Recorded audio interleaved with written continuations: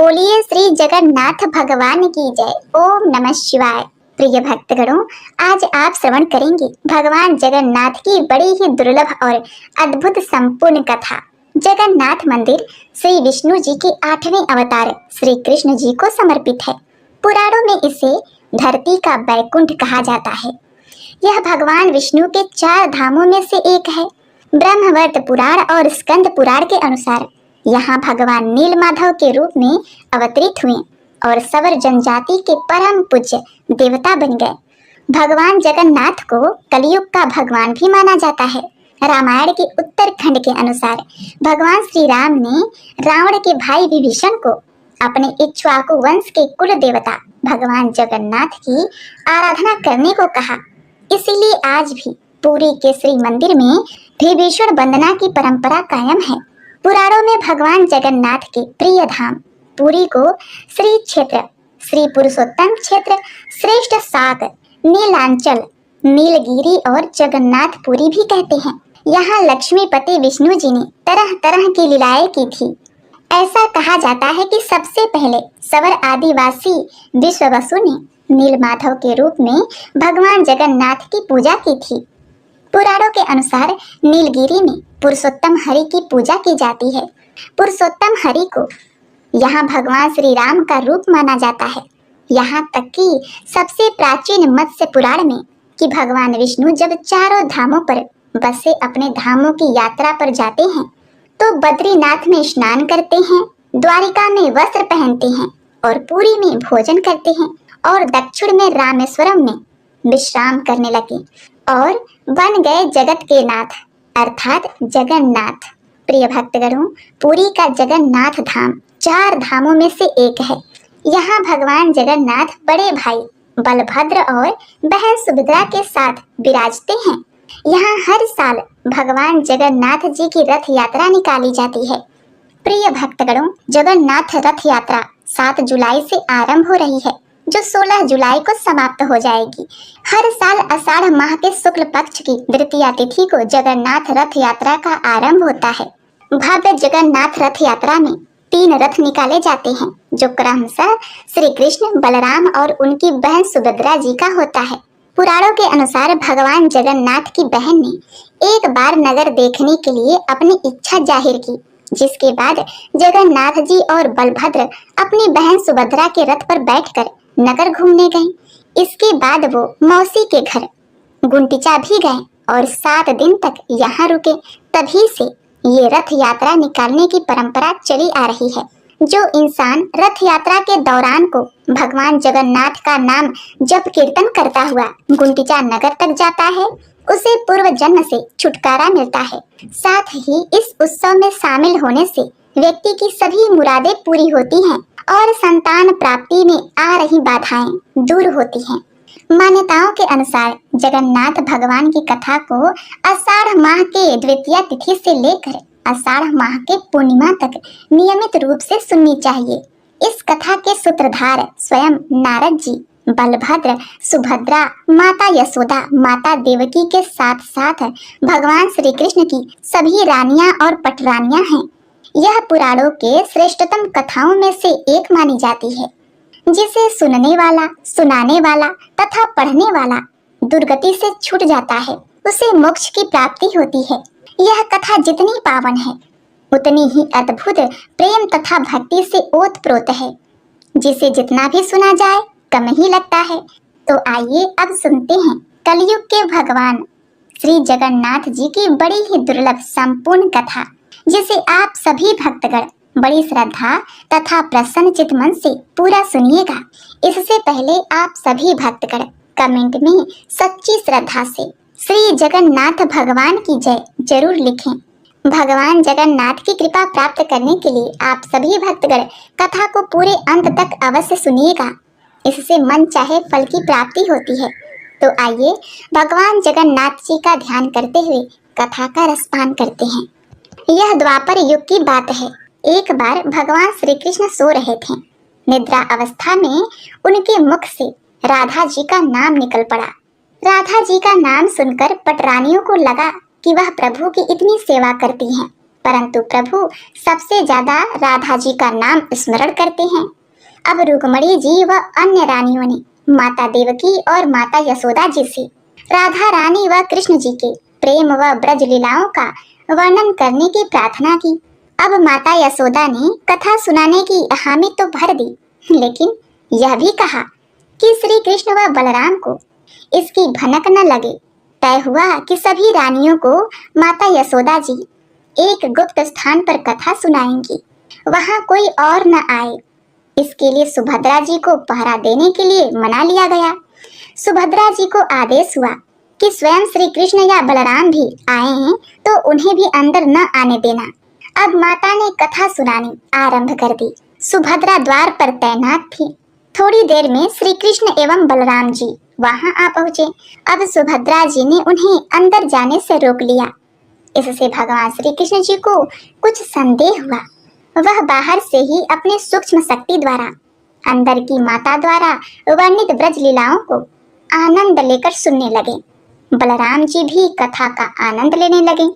कथा सुनते सुनते श्री कृष्ण, बलराम व सुभद्रा के हृदय में ब्रज के प्रति अद्भुत प्रेम व भाव उत्पन्न हुआ। उस भाव में उनके पैर हाथ सिकुड़ने लगे जैसे बाल्यकाल में थे। तीनों राधा जी की कथा में ऐसे विभोर हुए कि मूर्ति के समान जड़ प्रतीत होने लगे। बड़े ध्यान पूर्वक देखने पर भी उनके हाथ पैर दिखाई नहीं देते थे। सुदर्शन ने भी द्रवित होकर लंबा रूप धारण कर लिया। उसी समय देवर्षि नारद जी वहां आ पहुंचे। भगवान के इस रूप को देखकर आश्चर्यचकित हो गए। कुछ समय बाद जब उनकी तंद्रा भंग हुई तो नारद जी ने प्रणाम करके भगवान श्री कृष्ण से कहा, हे प्रभु, मेरी इच्छा है कि मैंने आज जो रूप देखा है वह रूप आपके भक्त जनों को पृथ्वी लोक पर भी चिरकाल तक देखने को मिले। आप इस रूप में पृथ्वी पर वास करें। भगवान श्री कृष्ण नारद जी की बात से प्रसन्न हुए और उन्होंने कहा कि ऐसा ही होगा। कली काल में मैं इसी रूप में नीलांचल क्षेत्र में अपना स्वरूप प्रकट करूंगा। कलयुग आगमन के उपरांत प्रभु की प्रेरणा से मालव राजा इंद्रदुम्न ने भगवान श्री कृष्ण, बलभद्र जी और बहन सुभद्रा जी की ऐसी ही प्रतिमा जगन्नाथ मंदिर में स्थापित कराई। इसके अनुसार राजा इंद्रदुम्न श्रेष्ठ प्रजा पालक थे। प्रजा उन्हें बहुत प्रेम करती थी। प्रजा सुखी और संतुष्ट थी। राजा के मन में इच्छा थी कि वह कुछ ऐसा करे जिससे सभी उन्हें स्मरण रखें। दैव योग से इंद्रदुम्न के मन में एक अज्ञात कामना प्रकट हुई कि वह ऐसा मंदिर का निर्माण कराएं जैसा दुनिया में कहीं और न हो। इंद्रदुम्न विचार करने लगे कि आखिर उनके मंदिर में किस देवता की मूर्ति स्थापित करें। राजा के मन में यही इच्छा और चिंतन चलने लगा। एक रात इसी पर गंभीर चिंतन करते सो गए। नींद में राजा ने एक सपना देखा। सपने में उन्हें एक देववाणी सुनाई पड़ी। इंद्रदुम्न ने सुना, हे राजन, तुम पहले नए मंदिर का निर्माण आरंभ करो। मूर्ति विग्रह की चिंता छोड़ दो। उचित समय आने पर तुम्हें स्वयं राह दिखाई पड़ेगी। राजा नींद से जाग उठे। सुबह होते ही उन्होंने अपने मंत्री को सपने की बात बताई। राजा पुरोहित के सुझाव पर शुभ मुहूर्त में पूर्वी समुद्र के तट पर एक विशाल मंदिर के निर्माण का निश्चय हुआ। वैदिक मंत्रोच्चारण के साथ मंदिर निर्माण का श्री गणेश हुआ। राजा इंद्रदुम्न के मंदिर बनवाने की सूचना शिल्पियों और कारीगरों को हुई। सभी इसमें योगदान देने पहुंचे। दिन रात मंदिर के निर्माण में जुट गए।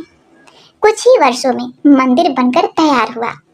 सागर तट पर एक विशाल मंदिर का निर्माण अब सागर तट पर एक विशाल मंदिर का निर्माण तो हो गया, परंतु मंदिर के भीतर भगवान की मूर्ति की समस्या जस की तस थी। राजा फिर से चिंतित होने लगे। एक दिन मंदिर के गर्भगृह में बैठकर इसी चिंतन में बैठे राजा की आंखों से आंसू निकल आए।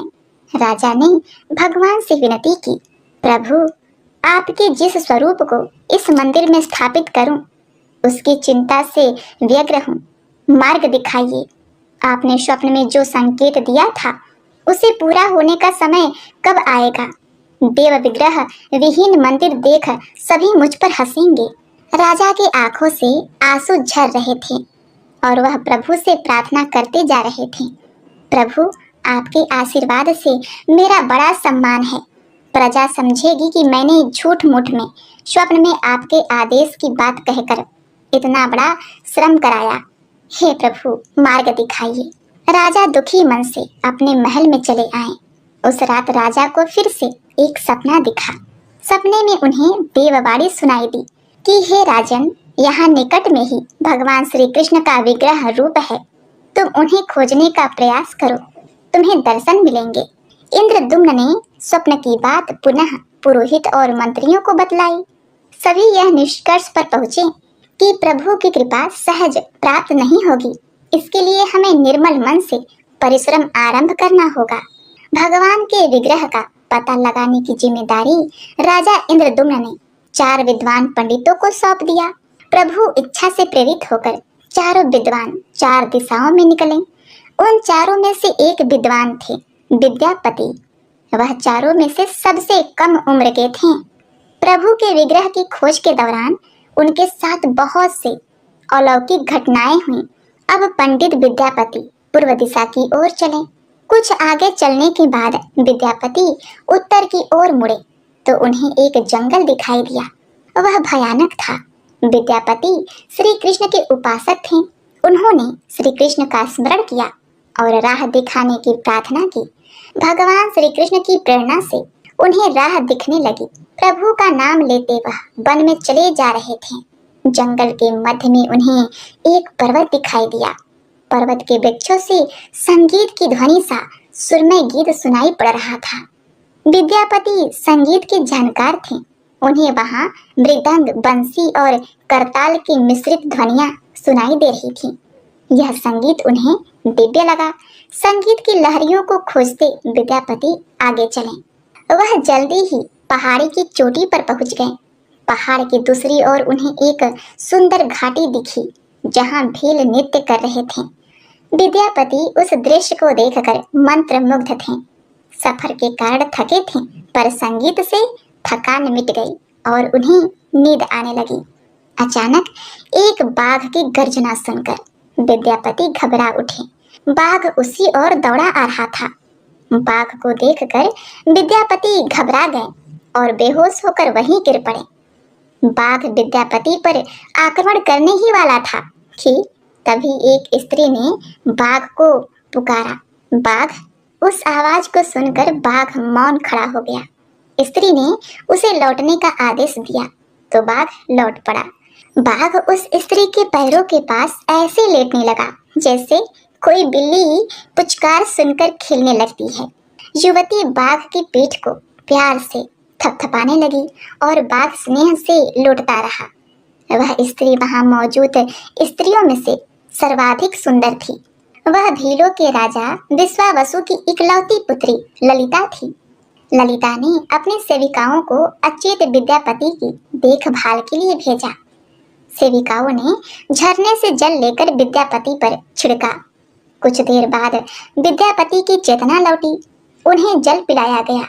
विद्यापति यह सब देखकर कुछ आश्चर्य में थे। ललिता विद्यापति के पास आई और पूछा, आप कौन हैं और भयानक जानवरों से भरे इस जंगल में आप कैसे पहुंचे? आपके आने का प्रयोजन बतलाइए ताकि मैं आपकी सहायता कर सकूं। विद्यापति के मन से बाघ का भय पूरी तरह से गया नहीं था। ललिता ने यह बात भांप ली और उन्हें सांत्वना देते हुए कहा, प्रियवर, आप मेरे साथ चलें। जब आप स्वस्थ होंगे तब अपने लक्ष्य की ओर प्रस्थान करें। विद्यापति ललिता के पीछे पीछे उसकी बस्ती की तरफ चल दिए। विद्यापति भीलों के राजा विश्वावसु से मिले और उन्हें अपना परिचय दिया। विश्वावसु विद्यापति जैसे विद्वान से मिलकर बड़े प्रसन्न हुए। विश्वावसु के अनुरोध पर विद्यापति कुछ दिन वहां अतिथि बनकर रुके। वह भीलों को धर्म और ज्ञान का उपदेश देने लगे। उनके उपदेशों को विश्वावसु तथा ललिता बड़ी रुचि के साथ सुनते थे। ललिता के मन में विद्यापति के लिए अनुराग पैदा हो गया। अब विद्यापति ने भी भांप लिया कि ललिता जैसी सुंदरी को उनसे प्रेम हो गया है। किंतु विद्यापति एक बड़े कार्य के लिए निकले थे। अचानक एक दिन विद्यापति बीमार हो गए। ललिता ने उनकी खूब सेवा की। इससे विद्यापति के मन में ललिता के प्रति प्रेम भाव पैदा हो गया। अब विश्वावसु ने प्रस्ताव रखा कि विद्यापति ललिता से विवाह कर लें। विद्यापति ने इसे स्वीकार कर लिया। अब कुछ दिन समय बीतने के बाद ललिता से विवाह करके विद्यापति प्रसन्न तो थे, पर जिस महत्वपूर्ण कार्य के लिए वह आए थे वह अधूरा था। यही चिंता उन्हें बार बार सताती थी। इसी बीच विद्यापति को एक विशेष बात पता चली। विश्वावसु हर रोज सवेरे उठकर कहीं चले जाते थे और सूर्योदय के बाद ही लौटते थे। कितनी भी विकट स्थिति क्यों न हो, उनका यह नियम कभी नहीं टूटता था। विश्वावसु के इस व्रत पर विद्यापति को आश्चर्य हुआ। उनके मन में इस रहस्य को जानने की इच्छा हुई। आखिर एक दिन विद्यापति ने ललिता से इस संबंध में पूछा। ललिता यह सुनकर सहम गई। आखिर वह क्या रहस्य था? क्या वह रहस्य विद्यापति के कार्य में सहयोगी था या विद्यापति पत्नी के प्रेम में मार्ग भटक गए? विद्यापति ने ललिता से उसके पिता द्वारा प्रतिदिन सुबह किसी अज्ञात स्थान पर जाने और सूर्योदय के पूर्व लौटने का रहस्य पूछा। विश्वावसु का नियम किसी हाल में नहीं टूटता था, चाहे कितनी भी विकट परिस्थिति हो। ललिता के सामने धर्म संकट आ गया। वह पति की बात को ठुकरा न सकती थी, लेकिन पति जो पूछ रहा था वह उसके वंश की गोपनीय परंपरा से जुड़ी बात थी, जिसे खोलना संभव नहीं था। ललिता ने कहा, स्वामी, यह हमारे कुल का रहस्य है, जिसे किसी के सामने खोला नहीं जा सकता, परंतु आप मेरे पति हैं और मैं आपको कुल का पुरुष मानती हूँ। जितना संभव है उतना बताती हूँ। यहाँ से कुछ दूर पर एक गुफा है। उसके अंदर हमारे कुल देवता हैं। उनकी पूजा हमारे सभी पूर्वज करते आए हैं। यह पूजा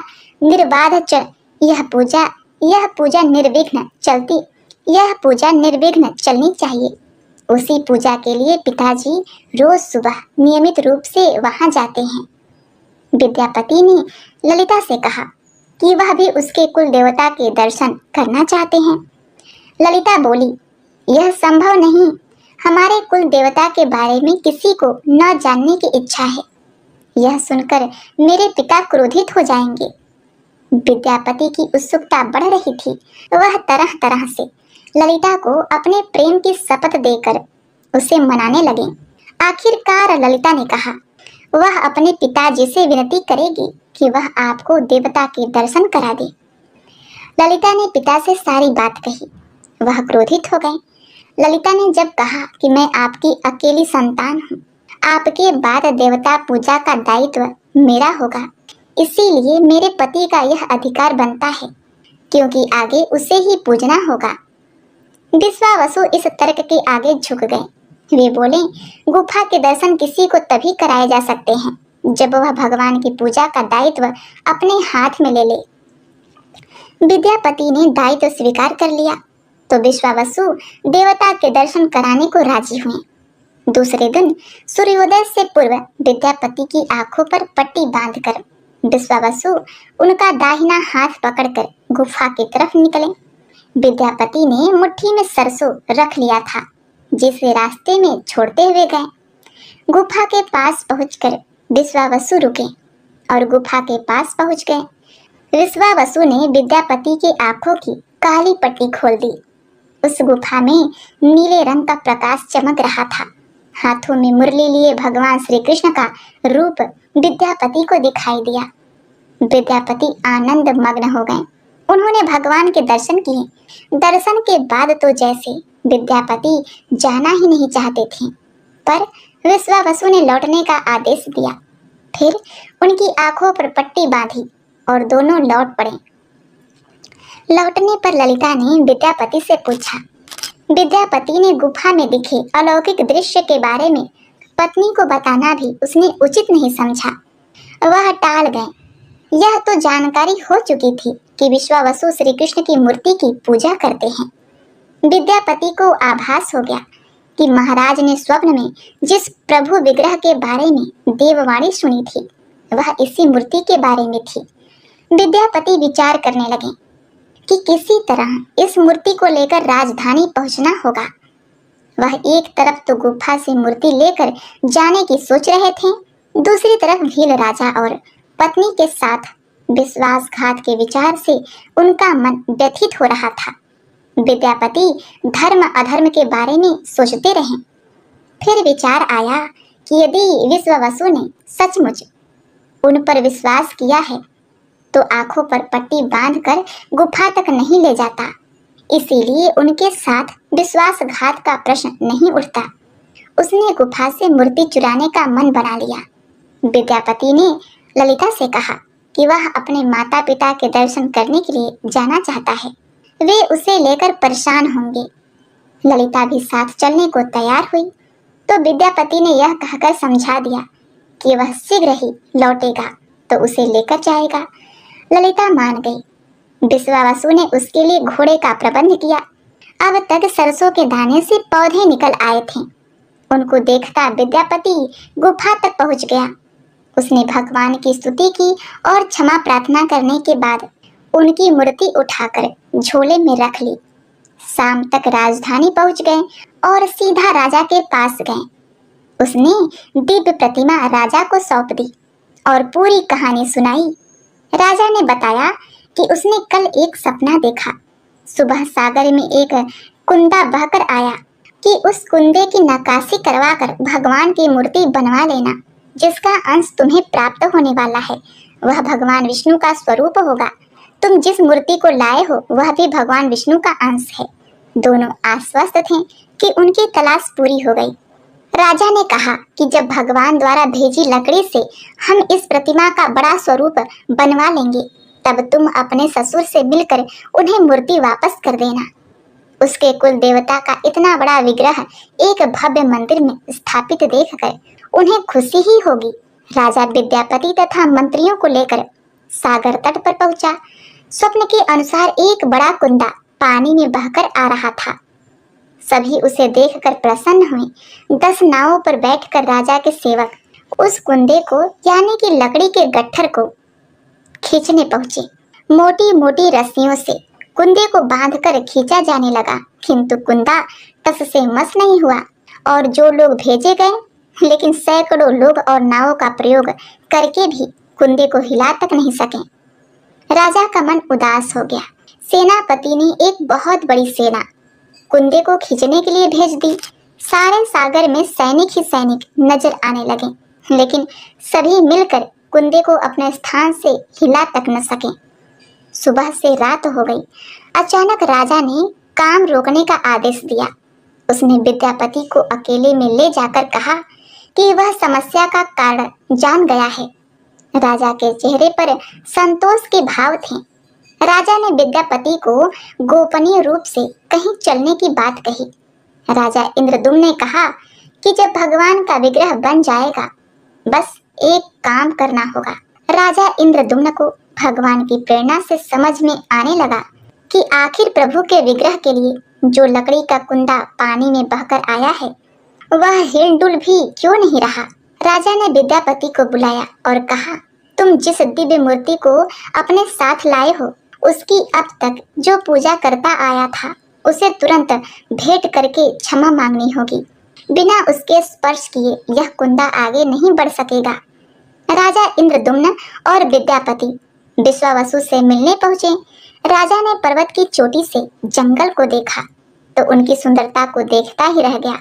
दोनों भीलों की बस्ती की ओर चुपचाप चलते रहे। इधर विश्वावसु अपने नियमित दिनचर्या के हिसाब से गुफा में अपने कुल देवता की पूजा के लिए चले।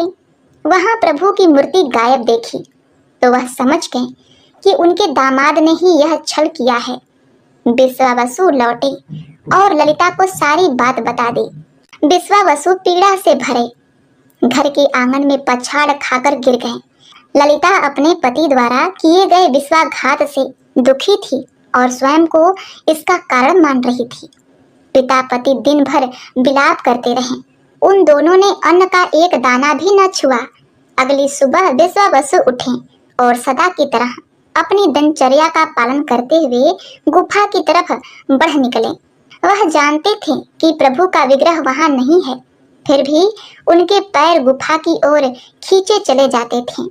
विश्वावसु के पीछे ललिता और रिश्तेदार भी चले। विश्वावसु गुफा के भीतर पहुंचे। जहां भगवान की मूर्ति होती थी, उस चट्टान के पास खड़े होकर हाथ जोड़कर खड़े रहे। फिर उस ऊंची चट्टान पर गिर गए और बिलख बिलख कर रोने लगे। उनके पीछे प्रजा भी रो रही थी। एक भील युवक भागता हुआ गुफा के पास आया और बताया कि उसने महाराज और उसके साथ विद्यापति को बस्ती की ओर आते देखा है। यह सुनकर सब चौंक गए। विश्वावसु राजा के स्वागत में गुफा से बाहर आए, लेकिन उनकी आंखों में आंसू थे। राजा इंद्रदुम्न विश्वावसु के पास आए और उन्हें अपने हृदय से लगा लिया। राजा बोले, भीलराज, तुम्हारे कुल देवता की प्रतिमा का चोर तुम्हारा दामाद नहीं, मैं हूँ। उसने तो अपने महाराज के आदेश का पालन किया। यह सुनकर सब चौंक उठे। विश्वावसु ने राजा को आसन दिया। राजा ने उस विश्वावसु को शुरू से अंत तक पूरी बात बताकर कहा कि आखिर क्यों यह सब करना पड़ा। फिर राजा ने उनसे अपने स्वप्न और फिर जगन्नाथपुरी में सागर तट पर मंदिर निर्माण की बात कह सुनाई। राजा ने विश्वावसु से प्रार्थना की कि भील सरदार विश्वावसु, कई पीढ़ियों से आपके वंश के लोग भगवान की मूर्ति को पूजते आए हैं। भगवान के उस विग्रह के दर्शन सभी को मिले, इसके लिए आपकी सहायता चाहिए। ईश्वर द्वारा भेजे गए लकड़ी के कुंदे से बनी मूर्ति के भीतर हम इस दिव्य मूर्ति को सुरक्षित रखना चाहते हैं। अपने कुल की प्रतिमा को पुरी के मंदिर में स्थापित करने की अनुमति दो। उस कुंदे को तुम स्पर्श करोगे तभी वह हिलेगा। विश्वावसु राजी हो गए। राजा सपरिवार विश्वावसु को लेकर सागर तट पर पहुंचे। विश्वावसु ने कुंदे को छुआ। छूते ही कुंदा अपने आप तैरता हुआ किनारे पर आ गया। राजा के सेवकों ने उस कुंदे को राजमहल में पहुंचा दिया। अगले दिन मूर्तिकारों और शिल्पियों को राजा ने बुलाकर मंत्रणा की कि आखिर उस कुंदे में कौन सी मूर्ति बनवाना शुभदायक होगा। मूर्तिकारों ने कह दिया कि वे पत्थर की मूर्तियां बनाना तो जानते हैं, लेकिन लकड़ी की मूर्ति बनाने का उन्हें ज्ञान नहीं। एक नए विघ्न के पैदा होने से राजा फिर चिंतित हो गए। उसी समय वहां एक बूढ़ा आया। उसने राजा से कहा, इस मंदिर में आप भगवान श्री कृष्ण को उनके भाई बलभद्र तथा बहन सुभद्रा के साथ विराजमान करें। इस दैव योग का यही संकेत है। राजा को उस बूढ़े व्यक्ति की बात से सांत्वना तो मिली, लेकिन समस्या यह थी कि आखिर मूर्ति बने कैसे। उस बूढ़े ने कहा कि मैं इस कला में कुशल हूँ, मैं इस पवित्र कार्य को पूरा करूंगा और मूर्तियां बनाऊंगा, पर मेरी एक शर्त है। राजा प्रसन्न हो गए। उसकी शर्त पूछी। बूढ़े शिल्पी ने कहा, मैं भगवान की मूर्ति निर्माण का काम एकांत में करूंगा। मैं यह काम बंद कमरे में करूंगा। कार्य पूरा होने के बाद मैं स्वयं दरवाजा खोलकर बाहर आऊंगा। इस बीच कोई मुझे नहीं बुलाएगा। राजा सहमत तो थे, लेकिन उन्हें एक चिंता हुई और बोले, यदि कोई आपके पास नहीं जाएगा तो ऐसी हालत में आपके खाने पीने की व्यवस्था कैसी होगी। शिल्पी ने कहा, जब तक मेरा काम पूर्ण नहीं होगा मैं कुछ खाता पीता नहीं हूँ। राज मंदिर के एक विशाल कक्ष में उस बूढ़े शिल्पी ने स्वयं को 21 दिनों के लिए बंद कर दिया और काम शुरू कर दिया। भीतर से आवाजें आती थी। महारानी गुंडिचा देवी दरवाजे से कान लगाकर अक्सर छेनी हथौड़ी के चलने की आवाजें सुना करती थी। महारानी रोज की तरह एक दिन महारानी रोज की तरह कमरे के दरवाजे से कान लगाए खड़ी थी। 15 दिन बीत गए थे, किंतु उन्हें कमरे से आवाज सुनाई पड़नी बंद हो गई। जब मूर्तिकार के काम करने की कोई आवाज रानी गुंडिचा को नहीं गई तो उन्हें लगा कि वृद्ध आदमी है, खाता पीता भी नहीं, कहीं उसके साथ कुछ अनिष्ट न हो गया हो। व्याकुल होकर रानी ने दरवाजे को धक्का देकर खोला और भीतर झांककर देखा। महारानी गुंडिचा देवी ने इस तरह मूर्तिकार को दिया हुआ वचन भंग कर दिया था। मूर्तिकार अभी मूर्तियां बना ही रहा था परंतु रानी को देखते ही वह अदृश्य हो गया। मूर्ति निर्माण का कार्य अभी तक पूरा नहीं हुआ था। हाथ पैर का निर्माण पूर्ण नहीं हुआ था। वृद्ध शिल्पीकार के रूप में स्वयं देवताओं के शिल्पी भगवान विश्वकर्मा जी आए थे। उनके अदृश्य होते ही मूर्तियां अधूरी ही रह गईं। इस कारण आज भी यह मूर्तियां वैसी की वैसी हैं। उस प्रतिमा को ही मंदिर में स्थापित कराया गया। कहते हैं कि विश्वावसु संभवतः उस जरा बहलिए का वंशज था जिसने अनजाने में भगवान श्री कृष्ण की हत्या कर दी थी। विश्वावसु शायद श्री कृष्ण जी के पवित्र अवशेषों की पूजा करता था। ये अवशेष मूर्ति में छिपा कर रखे गए थे। प्रिय भक्तगणों, विद्यापति और ललिता के वंशज जिन्हें दैत्यपति कहते हैं, उनका परिवार ही यहाँ अब तक पूजा करता है। प्रिय भक्तगणों, कहते हैं कि द्वापर युग में भगवान विष्णु ने श्री कृष्ण का अवतार लिया, जिससे उनका मानव रूप कहा जाता है। मानव रूप में जन्म लेने वाले प्रत्येक मनुष्य की मृत्यु निश्चित है। इसी प्रकार भगवान श्री कृष्ण की मानव रूपी मृत्यु परिहार्य थी। महाभारत की लड़ाई के 36 वर्ष बाद भगवान श्री कृष्ण ने अपना शरीर त्याग दिया था। जब पांडवों ने उनका अंतिम संस्कार किया तो उनका शरीर तो अग्नि में विलीन हो गया, लेकिन उनका हृदय जस का तस बचा रह गया।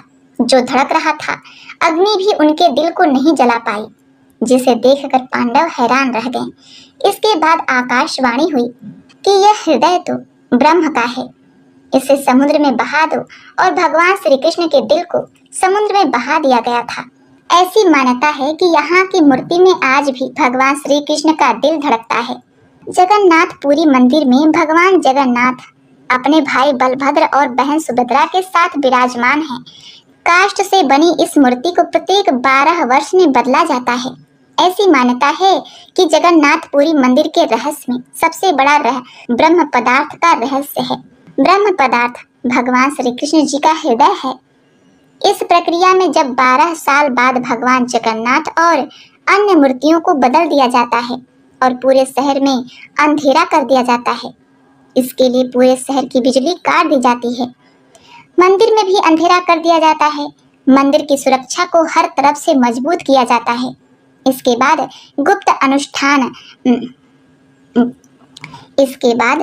अनुष्ठान नव कलेवर होता है और चयनित पुजारियों की आंखों पर रेशम की पट्टी बांधकर मंदिर में भेजा जाता है। इस मूर्तियों में से एक प्रकार का ब्रह्म पदार्थ निकाला जाता है जिसे आज तक किसी ने नहीं देखा। इसे ध्यान से नई मूर्तियों में स्थापित किया जाता है। कहा जाता है इस पदार्थ में इतनी ऊर्जा होती है कि इसे देखने वाला अंधा हो जाता है और मर भी सकता है। हालांकि इसे आज तक किसी ने नहीं देखा। यह प्रक्रिया सदियों से चली आ रही है। दिव्य ब्रह्म पदार्थ को स्थानांतरित करने वाले पुजारियों के अनुभव के अनुसार उन्हें लगता है कि जैसे वे अपने हाथों में कुछ जीवित वस्तु धारण कर रहे हैं। वह पदार्थ खरगोश की तरह उछलता रहता है। कुछ लोग कहते हैं कि यह अष्ट धातु से बना एक दिव्य पदार्थ है और हिंदू धर्म में इसे भगवान श्री कृष्ण का हृदय भी माना जाता है। कहा जाता है इस पदार्थ में इतनी ऊर्जा है कि इसको देखने वाला व्यक्ति अंधा हो जाता है और मर भी सकता है। वैसे किसी ने आज तक इसे नहीं देखा है। सदियों से यह परंपरा चली आ रही है। बोलिए श्री जगन्नाथ भगवान की जय। हरे कृष्णा। ओम नमो भगवते वासुदेवाय नमः। इस कथा को पूरा सुनने के लिए आपका बहुत बहुत धन्यवाद। भगवान जगन्नाथ जी की कृपा आप सभी भक्तगणों पर सदा सर्वदा बनी रहे। हरे कृष्णा।